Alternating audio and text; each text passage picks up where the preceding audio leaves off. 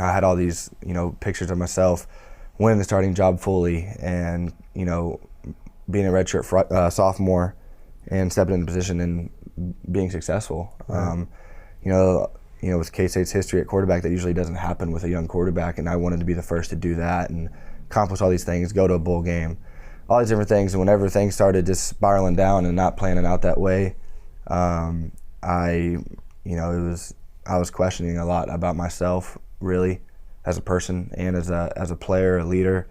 And I was fighting an injury as well that I suffered in August. Had we call it a sports hernia. It's not an actual hernia, but I had a bunch of micro tears in my groins and whatnot that I played through and eventually just made worse and led down to my adductors. And it would get to the point where after a game I would be able to roll out of bed, and I didn't feel even close to even 75-80% till Friday before a game, and then it's just all just set back again, and it's got worse and worse as the season went on. But I didn't want to sit out, and I didn't want to necessarily lose my spot Right. by being injured. But that definitely had an effect on my play a little bit, because I just never felt 100% at all.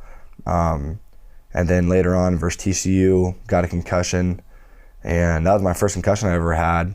And that was a pretty dark experience as well, just being in a week absence of practice, class, couldn't watch TV, look at my phone, couldn't do anything besides sit in a dark room all day and sleep. But I slept so much that we'd be at practice and I'd be sitting in a room just sitting there looking at the wall for 3.5 hours and with nothing to do. So obviously I'm sitting there just thinking about everything.